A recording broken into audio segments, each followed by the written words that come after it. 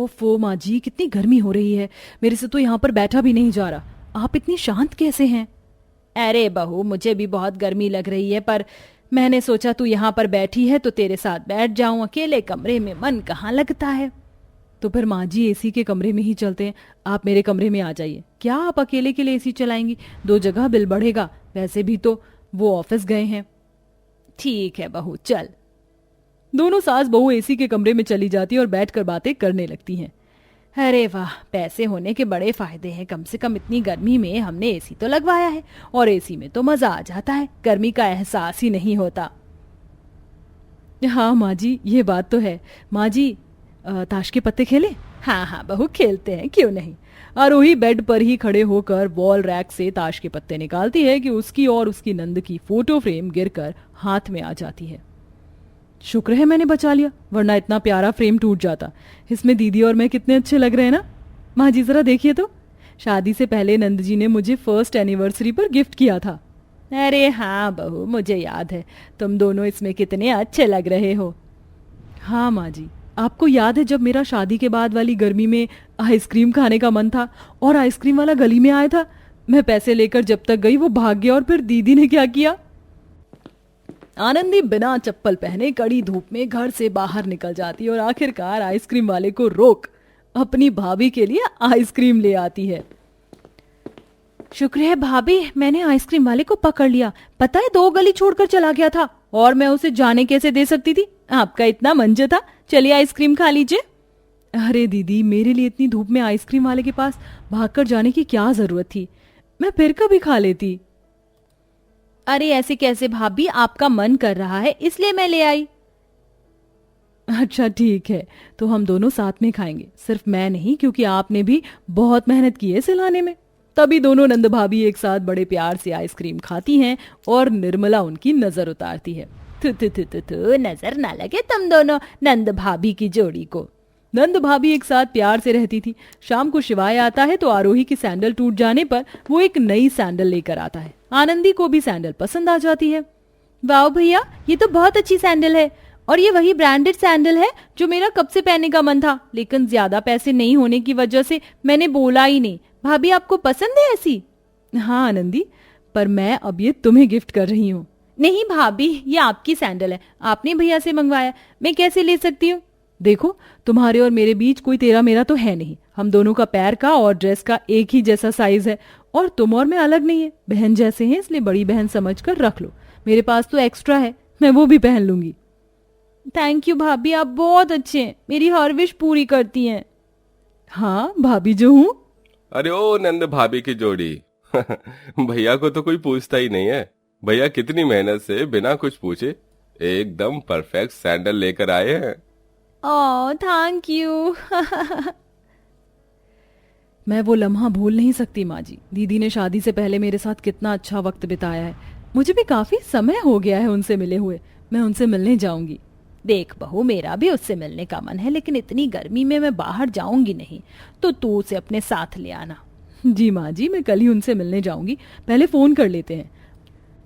आरोही अपनी नंद आनंदी को फोन करती है, जहां वो इस वक्त अपने गरीब ससुराल में चूल्हे पर खाना बना रही थी। हेलो आनंदी दीदी, कैसी हो? ससुराल में सब राजी खुशी तो है ना? हाँ हाँ भाभी, सब कुछ बहुत अच्छा है। हाँ, आपका अचानक फोन? हाँ क्यों दीदी, मैं आपको कॉल नहीं कर सकती? याद आ रही थी। अच्छा, ऋतिक का कंपनी का काम कैसा चल रहा है? और तुम गर्मी से बची हुई हो ना, किसी चीज की कमी तो नहीं है ना? वैसे हमने तुम्हारा बहुत अच्छे अमीर ससुराल में रिश्ता किया था, तो भला कोई कैसे कमी हो सकती है? हाँ भाभी, आपने बिल्कुल ठीक कहा। हे भगवान, ये गर्मी भी ना। दीदी आप खास क्यों रही हो? आप ठीक तो हो ना? और आपको गर्मी क्यों लग रही है? कहाँ हैं आप? अरे कुछ नहीं भाभी, वो मैं थोड़ा सा घर से बाहर आई थी ना, तो गर्मी लग रही थी। अब वापस अंदर जा रही हूँ अपने एसी के कमरे में बैठने। अरे बहू, चूल्हे पर से रोटी हटा, सारी जल गई। अब वो भाभी मैं रखती हूँ, माँ जी बुला रही है। आनंदी जल्दी से फोन काटकर चूल्हे पर से जली हुई रोटी हटाकर भीगी आंखें लिए रोटी बनाने लगती है। हे भगवान, कहीं भाभी को पता न चल गया हो। मैं खास भी रही थी और माँ जी ने भी लास्ट में चूल्हे की बात कर दी। अगर उन्हें पता चला कि अब मैं गरीब हो गई हूँ तो वो मेरे बारे में क्या सोचेंगे। यहाँ तो 2 वक्त की रोटी खाने के भी पैसे नहीं है और मेरे पति एमएनसी कंपनी के एम्प्लॉय से मजदूर बन गए हैं। बहू किन ख्यालों में खोई हुई है, रोटी आज किससे खाएंगे?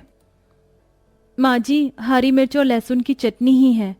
हे भगवान, कैसे दिन आ गए हैं। कहाँ शाही पनीर नान पूरी खाते थे और अब देखो चटनी रोटी। पता नहीं मेरा बेटा किस होशियार चंद के चंगुल में फंस गया जो उसने सब दांव पर लगा दिया। माँ जी परेशान मत होइए, कभी ना कभी तो हालात ठीक हो जाएंगे। आनंदी अपने गरीब ससुराल में बहुत परेशान थी क्योंकि ऋतिक ने कुछ ऐसा कदम उठाया था जिस वजह से उसकी नौकरी छूट गई और लगाए हुए पैसों की भरपाई घर बेचकर करना पड़ा। वहीं दूसरी ओर आरोही आनंदी के इस बर्ताव से असमंजस में थी। मुझे समझ नहीं आ रहा आनंदी चूल्हे पर रोटी क्यों बना रही थी। उनके घर पर तो गैस स्टोव है और नौकर भी हैं और खास भी रही थी। इसका मतलब वो मिट्टी के चूल्हे पर खाना बना रही थी और गर्मी में भी थी। मुझे कुछ ठीक नहीं लग रहा। दीदी के पास जाकर देखना ही होगा। अरे बहू, तो इतनी देर से क्या सोच रही है? कुछ नहीं माँ जी, वो मैं कल दीदी को सरप्राइज देने उनके घर जाऊंगी। ठीक है बहू। शाम को शिवाय के घर आने पर आरोही अपने पति से आनंदी की बात करती है तो वह भी उसे उसके ससुराल जाने के लिए कहता है। अगले दिन ही आरोही अपनी कार से नंद के ससुराल जाती है पर वहां ताला होता है तो पड़ोसन शमिता बताती है, अरे तुम आनंदी की भाभी हो ना, उसे ही ढूंढ रही हो? जी, वो कहाँ है? अरे वो यहाँ से 4 गली छोड़कर दूसरी कॉलोनी में रह रहे, वो भी गरीबी में। पता नहीं तुम्हारी नंद के परिवार में ऐसा क्या हुआ, अब वो बहुत दुख भरी जिंदगी काट रहे, मुझे सुनने में आता है। क्या? इसका मतलब मेरा शक सही था। शुक्रिया आंटी जी, आपने मुझे बताया। मैं चलती हूँ।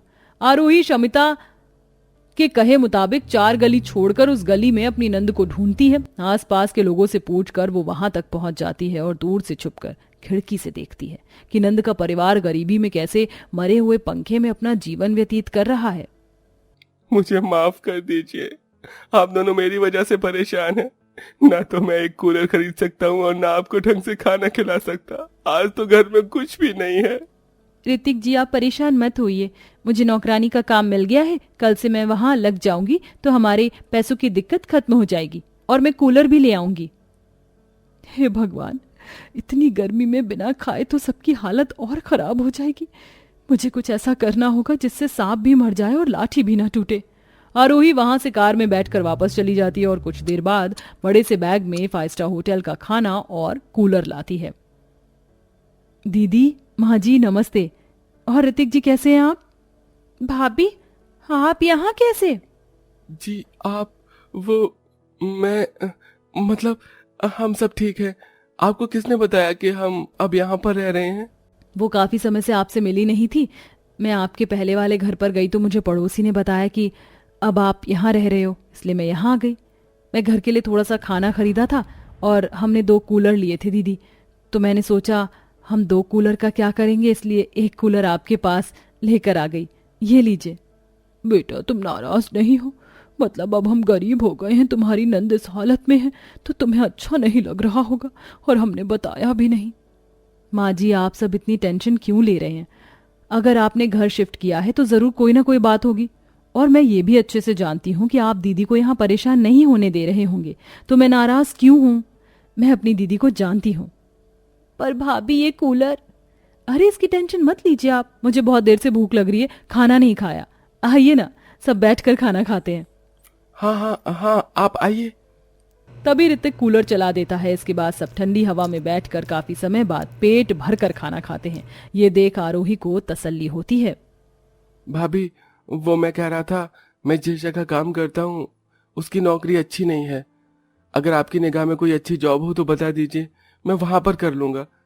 मेरी जॉब छूट गई थी और मैं कहीं से पैसे लिए थे जिस वजह से घर चला, लेकिन 6 महीने से मैं सब कुछ पहले जैसा कर दूंगा। मुझे आप पर पूरा विश्वास है ऋतिक जी। हर किसी की जिंदगी में परेशानी आती है, इसमें शर्मिंदगी की कोई बात नहीं है। मेरी फ्रेंड के हस्बैंड की बहुत अच्छी कंपनी है, मैं उनसे बात करूंगी। थैंक यू भाभी, आप बहुत अच्छी है, बहुत सपोर्टिव है। आपकी वजह से सब अच्छा हो जाएगा और ये खाना और कूलर लाने के लिए आपका बहुत बहुत शुक्रिया। हाँ हाँ, और कोई भी दिक्कत हो तो सिर्फ मुझे कह दिया करो, मैं किसी से नहीं कहूंगी। इस तरह अमीर भाभी बिना कुछ कहे सुने अपने गरीब नंद को खाना और कूलर लाकर उसकी मदद कर देती है, जिससे आनंदी को शर्मिंदगी महसूस ना हो, और वो उसे थोड़े से पैसे दे देती है जिससे वह अपना घर चला पाए।